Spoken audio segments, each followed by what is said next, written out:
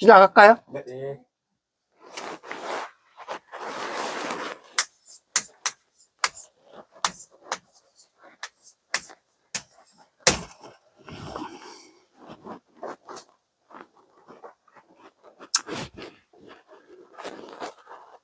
이렇게만 쓰고, 네.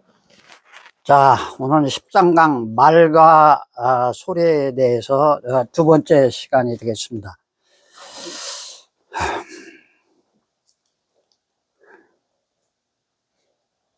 지난 시간에 쭉 이어온 연장선상에서 이 얘기지만, 우리가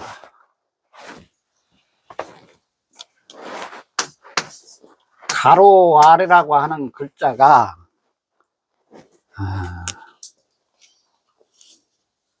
입속에 혀가 말을 만들어서 내놓는 것이죠.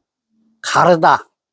그래서 이 가로할자는 입속에 한획이 들어가 있는 것이 입속에 혀를 얘기하고 있는 것이다.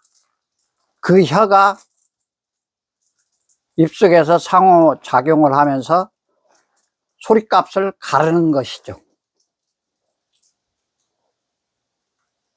근데 이 하자에 이제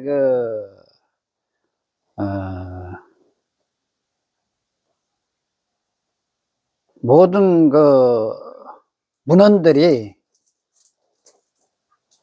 수많은 문헌 속에서도 큰 스승님들에 대한 말씀을 기록한 것을 이제 우리가 경전이라고 소위 얘기하는데, 각기 하나의 어떤 특징들이 있는 왈의 쓰임이 각각 어떤 종교적 입장이 다른 부분을 우리가 구별해서 얘기할 필요가 있다 해서 지금 오늘 그것을 살펴보도록 하겠습니다. 그래서 한자 문명의 가장 이제 중심에 있다고 할 수 있는 이제 공자의 이제 유가 학문 철학들은 다 그 문헌에 이르기를 가로대 왈 해가지고 공자왈, 맹자왈 막 이렇습니다. 그거 뭐 내가 더 붙이지 않아도 다 이해할 수 있는 것인데, 그 공자와 어떻게 보면은 대척점은 아니지만 시대적으로 물론 그분들의 출생도 이제 다르거니와 노장자를 중심으로 한 그러한 철학적 문헌들에 있어서는 왈이 아니에요.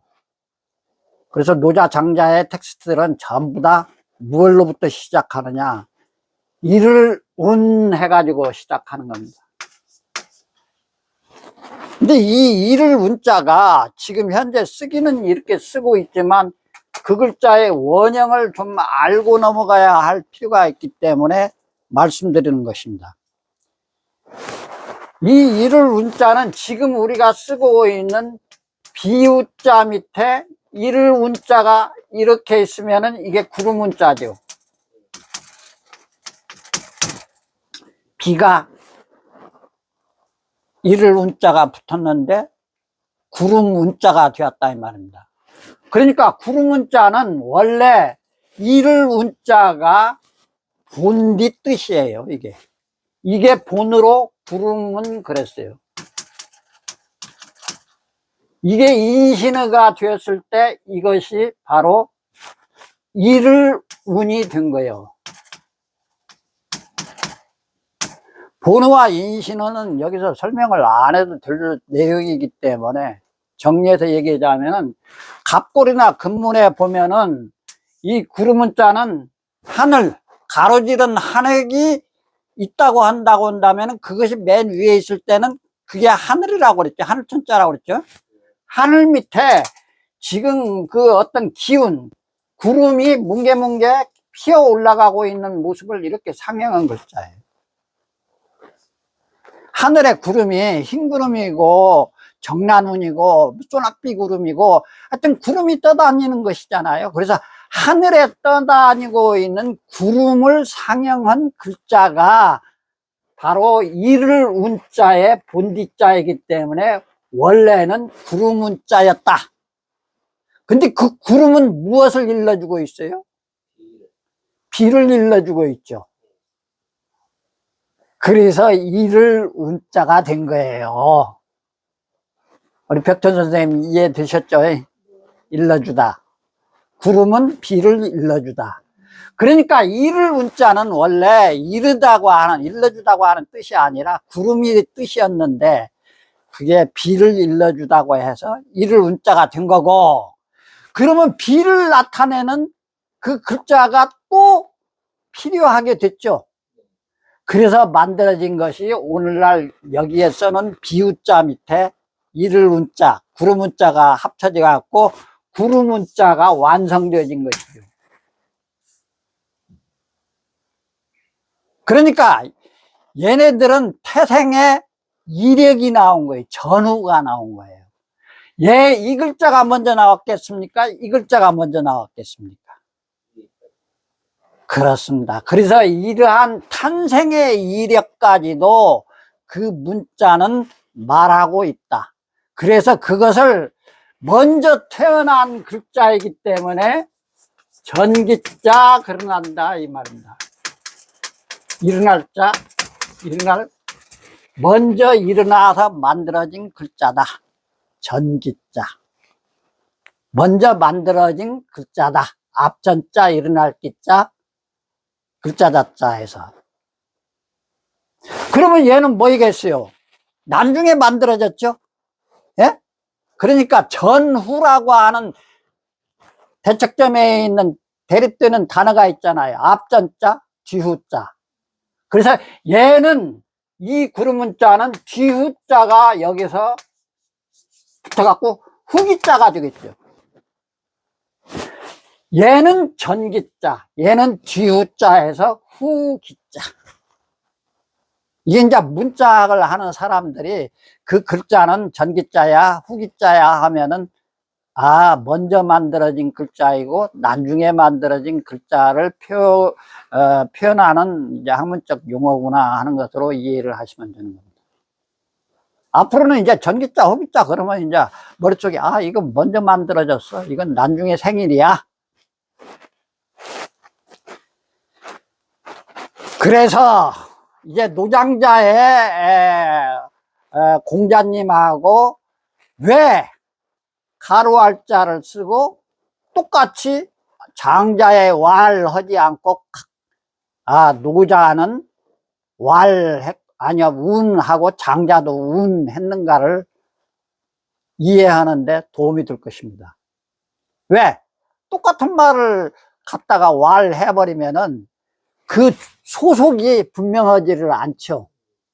그러니까 자기의 어떤 정체성을 노장자는 공자보다도 물론 후대의 사람들로 알려져 있습니다만은 그 노장자가 주장하고 있는 내용들은 굉장히 공자가 육아 철학을 완성하기 이전서부터 한자 문명이 원래 가지고 있었던 신선 사상, 풍류, 우리나라에서는 풍류 사상, 이런 사상을 원래 가지고 있었다고 하는 것을 강조하기 위해서 노장자가 선택한 텍스트는 전부 다 이를 운자를 보태서 시작한다.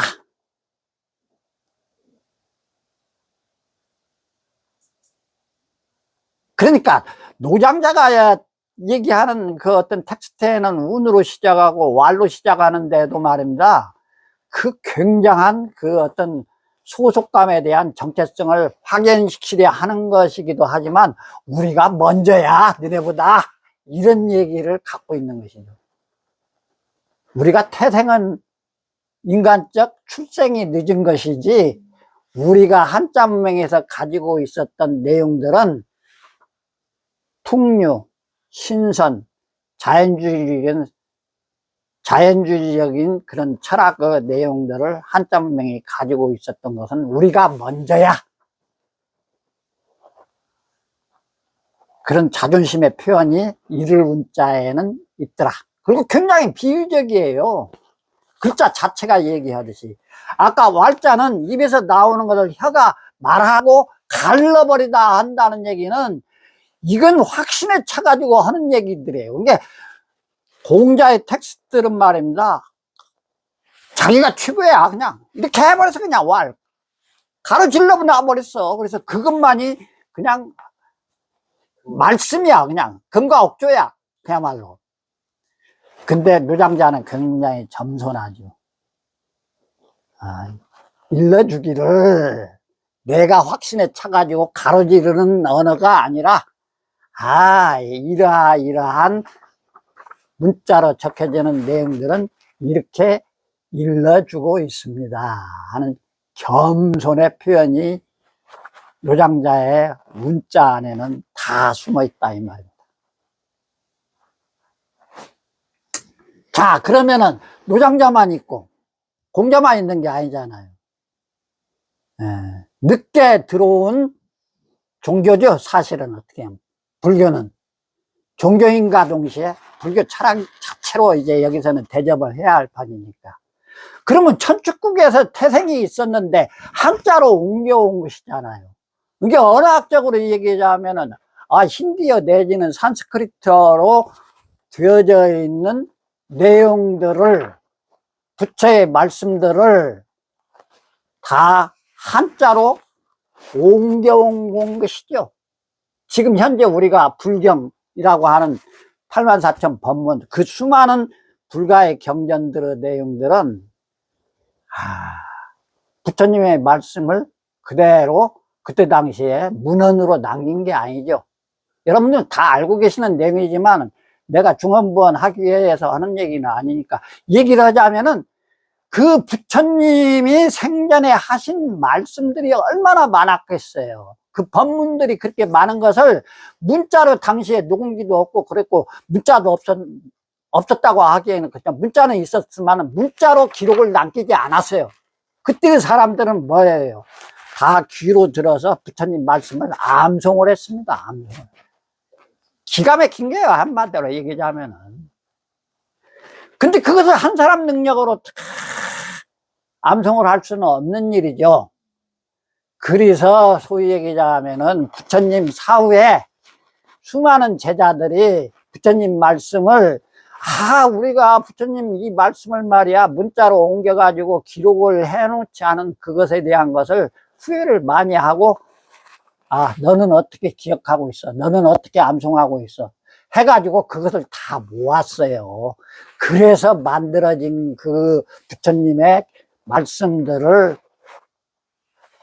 문자로 이제 기록이 되어 있었던 거고, 그 문자가 또다시 한자 문명으로 넘어왔을 때 한자로 제2 탄생이 된 것이죠. 번역이 되어졌으니까. 그 번역되어지는 과정에서 가장 위대한 이제 선사님들이 나오시죠. 그 중에 이제 구마라집이라고 하는 천축국 출신의 승려.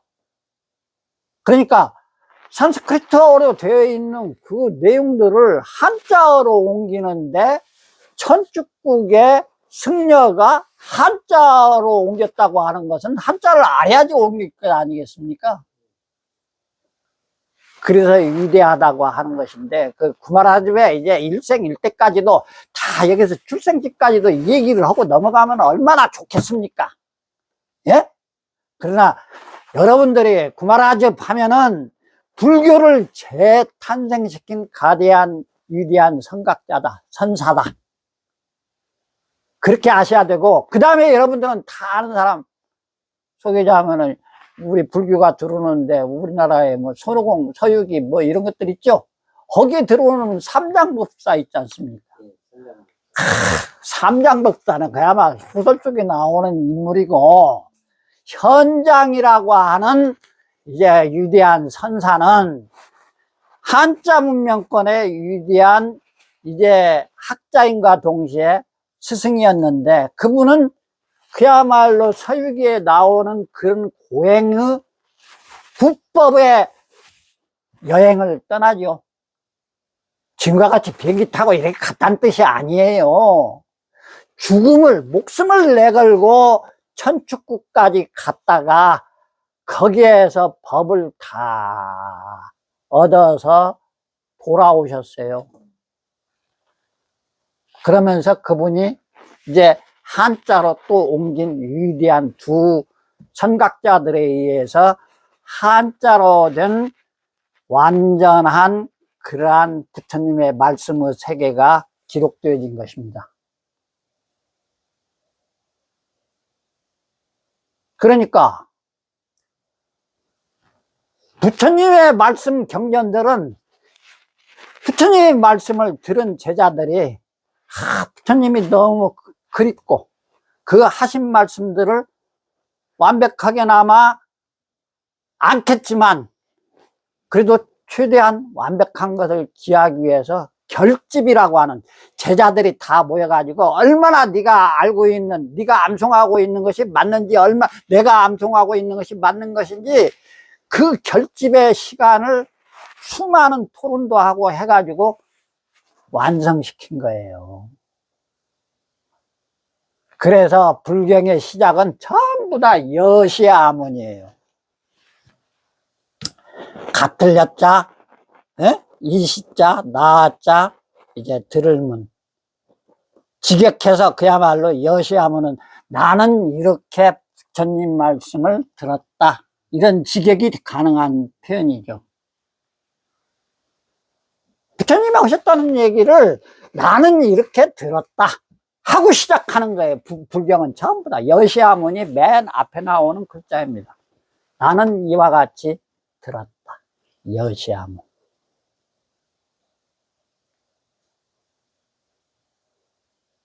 자, 과외 얘기입니다만은 지금 전 세계에서 불교인이 얼마나 되는지 이런 것들은 뭐 얘기할 필요도 없는 얘기지만 천축국이라고 하는 현재 인도에서 부처님 사후에 말입니다. 아슈코앙도까지는 이어졌었는데 그 사후 한 500년이 지나고 나는데 불교는 거의 사라지다시피 해가지고 지금 천축국 15억 인구 중에 2%도 안 된다고 알려져 있어요. 그만큼 불교 탄생지인 천축국에서 불교는 사라졌다고 해도 과언이 아닌 정도로 교세가 없어진 거나 다름없는데 학문적 위대성은 그것을 문헌으로 한자로 옮겨놨기 때문에 오늘날 세계적인 종교로 다시 발돋움할 수가 있었다 하는 내용은 무슨 말입니까? 역설적으로 문자의 위대성? 문자의 위대성과 동시에 불교는 한자를 만나서 재탄생한 종교다. 나는 이렇게 얘기를 해요. 나는 이런 얘기를 간혹 이제 산중에 계시는 이제 불교학자들, 선사님들하고 얘기할 때 불교는 한자를 만나서 대탄생한 종교 아닙니까? 하고 너스레를 내가 떨지요. 너스레를 떤다는 표현은 좀 그렇습니다만은 그게 나는 불교를 이해하는 첩정이다.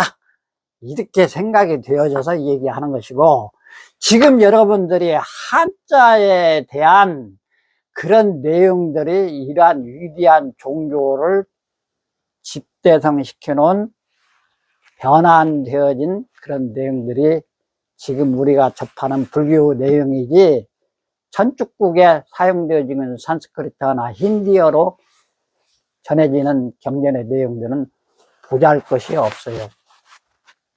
그것을 연구하는 아주 소수의 학자들은 그 위대성을 힌디어가 됐든 아니면 산스크리트를 이해하는 사람들에게는 물론 중요한 해석이 나올 수 있고 한자로 번역되어진 것보다도 훨씬 더 깊은 내용의 부처님 말씀을 담고 있다고 할지언정 한자로 번역되어진 내용보다 좋다고 할 수 있는 내용이 거의 없다고 하는 것이 사실이니까요. 그래서 나는 한자를 만나서 재탄생한 학문이자 말씀인과 동시에 경전이다, 이런 뜻이에요. 그래서 여시아문이라고 하는 말을 왜 그렇게 앞에다가 붙여놨는가에 대한 얘기를 곁들인 것으로 불교를 이해하고 불교 학문을, 철학을 이해하시면 된다는 것이고, 그 다음에 한 번 빠지면 또 더더군다나 섭섭하시잖아요. 예? 예. 늦게 들어왔죠. 시대적으로도 태생이 가장 이제 표현이 뭐 시대적 생애를 가지고 얘기하는 것이니까 탄신이 늦은 거죠. 그러나 예수님도 부처님과 똑같이 문헌으로 남긴 기록되어진 말씀이 하나도 존재하지를 않습니다. 예? 그래서 성경에 이제 기록되어진 내용들은 다 구술되어진 내용들이죠. 그것이 이제 뭐 유대어가 됐든 아니면 아람어가 됐든 뭐 헬라어가 됐든 수많은 이제 번역의 그 어떤 과정들을 거쳐서 한자 문명권에 들어와서 한자 성경이 되었고, 그 한자 성경을 또다시 우리는 받아들이면서 한글로 옮겨놓은 것이 우리가 지금 만날 수 있는 성경의 내용들이죠. 그러니까 수많은 이렇게 번역의 어떤 문자의 번역 과정을 통해 가지고 우리는 지금 예수님의 말씀을 듣고 있는 것이고 보고 있는 것이죠.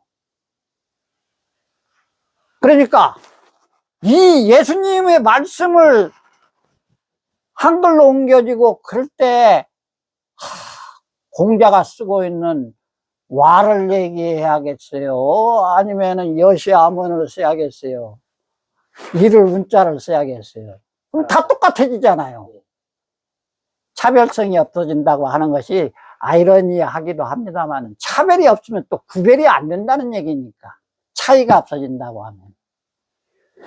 그래서 이것은 여지가 없어요. 가로알자하고 가장 비근한 확신에 찬 그런 뜻을 가진 말씀 설자를 찾아내서, 성경은 전부 다 설이죠, 설. 가라사대. 그렇죠. 그 우리말로 가로대 똑같은 말인데, 예? 가로 알자하고 똑같은 말이에요. 근데 문자를 가로 알자로 똑같이 쓰면 안 되니까, 예? 말씀 설자라고 하는 가로 알자하고 뜻이 아주 비근한, 겸손하면서도 좋은 뜻을 가진 말씀 설자를 가지고 시작하고 있다.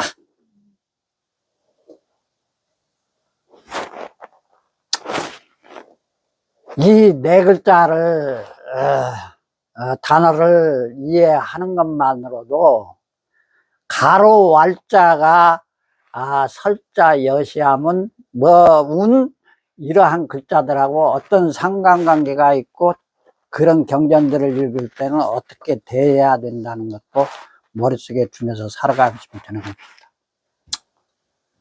그 밑에 내가 서여야라고 써놓은 것은 말입니다. 글서자, 가틀려자. 서는 바로 그 사람이다, 그런 뜻이에요. 서여기인의 준말입니다.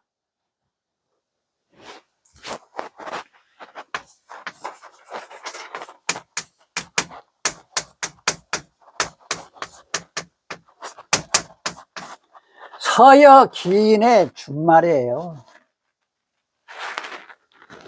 서여야 그랬을 때, 서여야라고 하는 말은 그 사람의 글씨는, 글자는, 그 사람의 글은, 그 사람의 말씀은 바로 그 사람이다, 이러한 뜻이에요.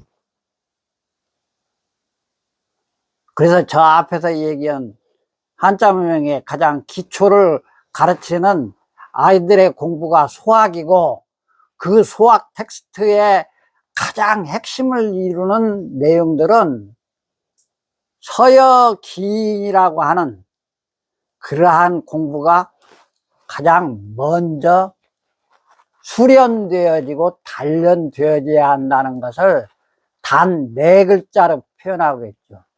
그게 신원서판이라고 하는 4글자입니다. 몸신자, 말씀한 자, 글서자, 판단할 판자.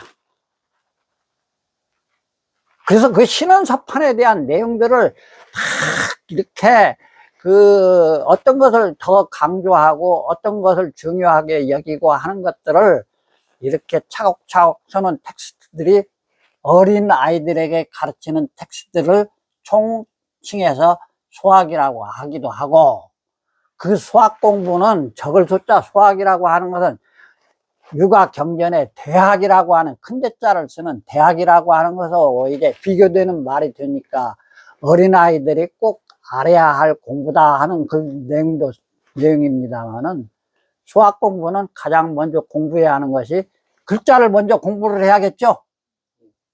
그래서 글자에 맨 먼저 공부는 말입니다. 지금 내가 강의하고 있는 설문회자 공부예요. 수학이라고 하는 말은.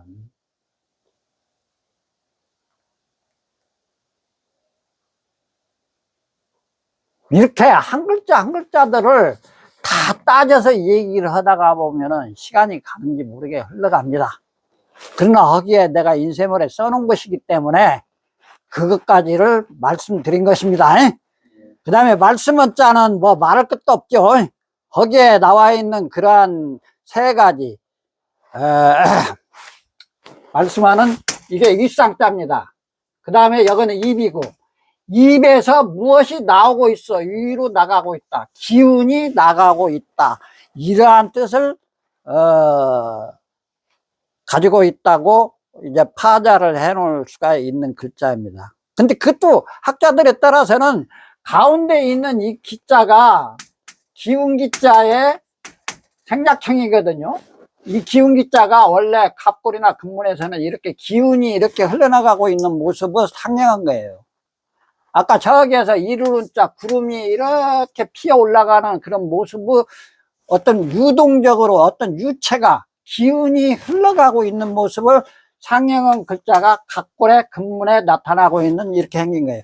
그것을 가로획 2개로 줄여놓은 것이다, 이렇게 주장하는 학자가 있고, 그 다음에 거기에 마음심자를 써놓은 것은 가운데 있는 2획이 그건 마음심자다, 이렇게 해석을 하는 학자가 있고, 또 하나는 저 앞에 가로되어 할자의 가운데 가로지른 한 획이 혀설자이다 하는 것과 같은 이제 맥락에서 얘기하는데, 가운데 그어진 2획은 기운기자도 아니고 마음심자도 아니고 혀설자다, 이렇게 해석을 하는 학자도 있고, 그래서 3가지를 내가 다 써놓은 거예요, 송원 선생님.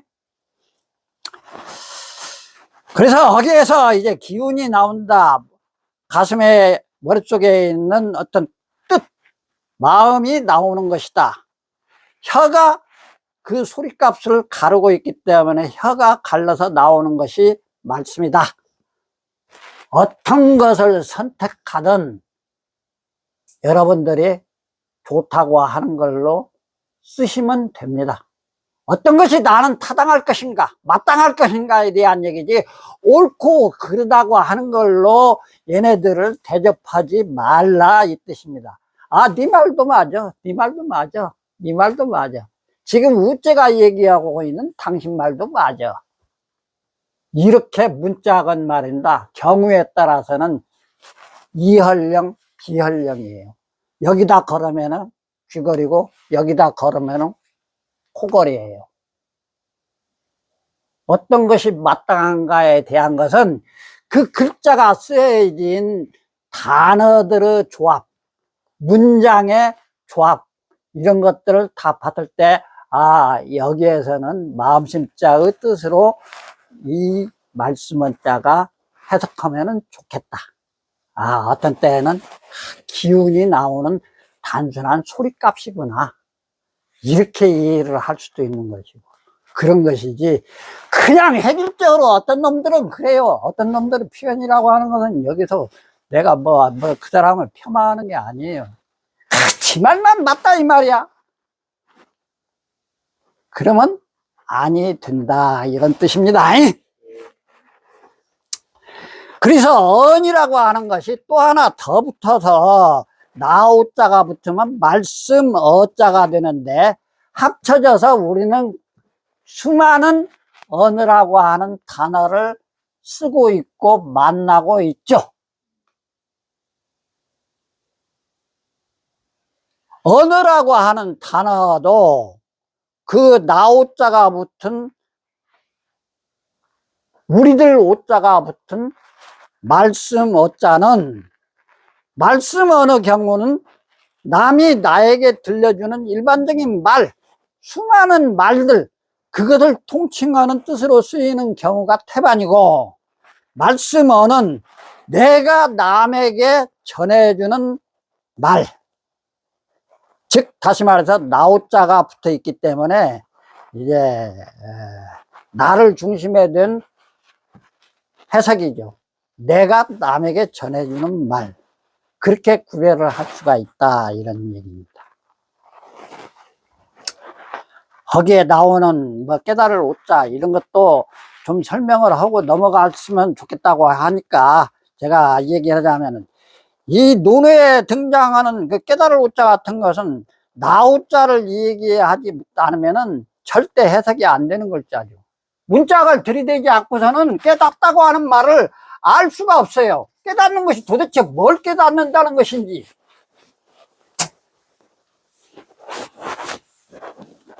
자, 깨달을 오자 파자 해봅시다.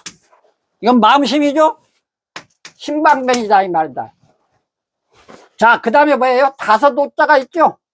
다섯 오자를 이렇게 씁니다만은 원래는 하늘, 그 다음에 가로지른 두 익이 있을 때는 땅이죠. 하늘과 땅과 사이의 중심이다 이런 뜻이에요 이게. 자, 봅시다. 숫자 1, 2, 3, 4, 5, 6, 7, 8, 9까지가 자연수죠. 그러면 1, 2, 3, 4, 5까지 아니라 9까지 했을 때 가운데는 어디예요? 5죠. 그래서 천지인 삼재사당이 여기서 나오는 거예요. 이것도 이 다섯 오자는 이 위에 있는 것은 천이고 밑에는 지고, 이 가운데가 X표로 교차하는 이 지점이 뭐예요? 사람이 사는 곳이에요. 그래서 천지인이 다 들어가 있는 글자예요 이게 다섯 오자가.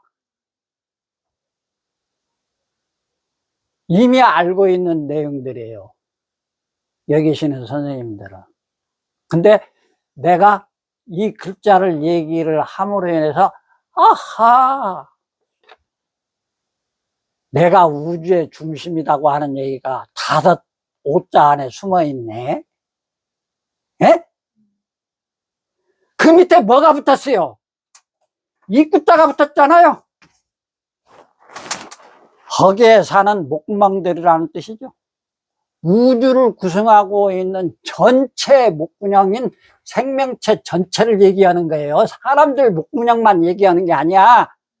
저기 날아가는 파리새끼, 모기새끼 한 마리도 다 목구멍이 있는 거고, 바이러스도 목구멍이 있는 것인데, 목구멍 있는 것 전체를 얘기할 때 다 얘기하면 아워가 되는 것이죠.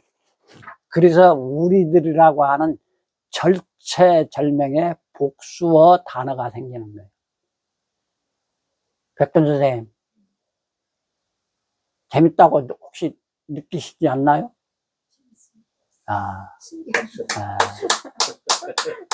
그래서 이게 우리들 오해예요.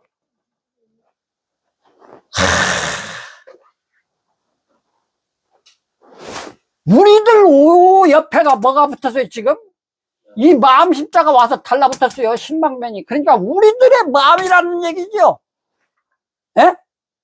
직역을 하는 이런 우스꽝스러운 직역이 가능할지 모르겠습니다만은, 생명체에 대한 존중심을 몽땅 다 집어넣은 글자가 깨달을 오자예요. 설교보다도 더 진한 설문회자 설교에 이게 모든 생명 전체가 가져야 하는 마음이라고 하는 어마어마한 우주의 장광설입니다. 그게 뭐이겠어요? 공개할까요? 아니면 숨겨놓을까요? 공개하시죠. 그 깨닫는다는 것이, 예? 지금까지 한 사람도 이 얘기한 적이 없어요. 그리고 그것을 깨달았다고 하는 사람들이 수없이 많아요. 이게 아이러니예요. 깨달았으면은 뭘 깨달았다고 말을 해야 할 것 아니에요? 수없이 많다입니다. 많다 이 말입니다. 나도 지금 여기서 내뱉는다고 하면은 할 수 있다고 그랬죠 지금. 근데 그 깨달았다고 하는 내용들이 다 각각 달라요. 예? 예.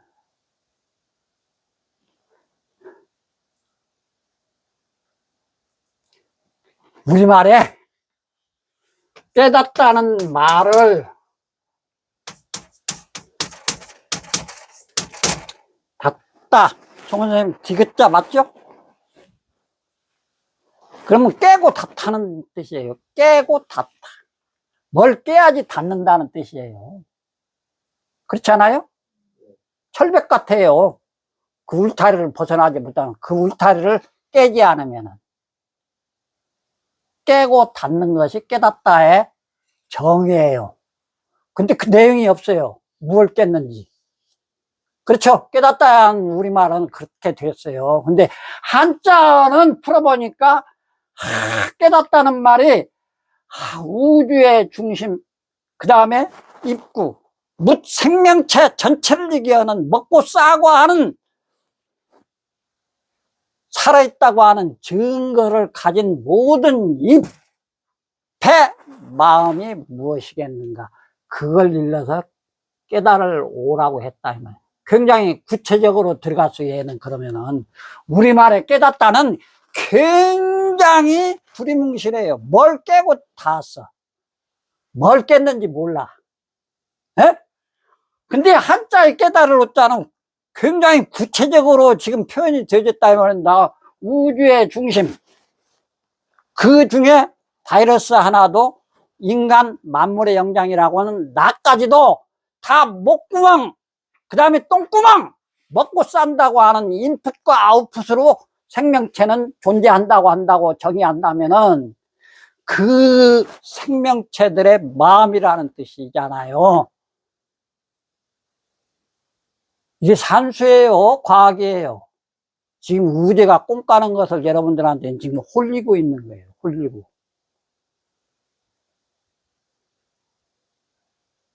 나는 깨달았어요. 그게 어려운 게 하나도 아니더라고. 오늘은 일본말을 써서 좀 죄송합니다. 좆도 맞댑니다. 참겠습니다. 목구멍 백같이 나오면은 개구즉착이라고 하는 불가의 화두가 있어요. 10개자, 입구자, 고즉자, 엉터리 착자, 착오라고 할 때, 틀릴 착. 입 밖에 나오면 거짓말이야. 그것은 입 밖에 나올 수 없는 것을 나는 깨달았다. 그것을 일러서 불가에서는 견성이라고 그래요. 견성. 견성이 어려운 것으로 뭐 알고 계시고 그러면 안 돼요. 견성은 다 어느 한순간에서 느낄 수 있는 내 그야말로 본연의 마음을라고 이해를 하면은 틀림없는 거예요. 그것은 입 밖에 내놔도 되는 것들이에요. 그것은. 그래서 내가 아까 숨겨놓으려고 하고 공경을 하고 했을 때, 예? 그냥 입 밖에 다 나는 내놓을 수 있는 나의 견성을 얘기하자면은 말할 수 있어요. 예? 근데도 오늘은 좆도 맞대다 이 말입니다. 잠깐 보류해 놓겠다 이런 뜻이에요. 여러분들도 이미 다 알고 있는 얘기예요. 내가 옛날에 얘기한 적이 있는데 내가 오늘 지금 설명하고 있는 그런 내용으로 받아들이지를 못했을 따름이고, 어떤 경전이고 그런 내용은 다 나오는 말씀이고 운이고 여시아문이고 왈이에요.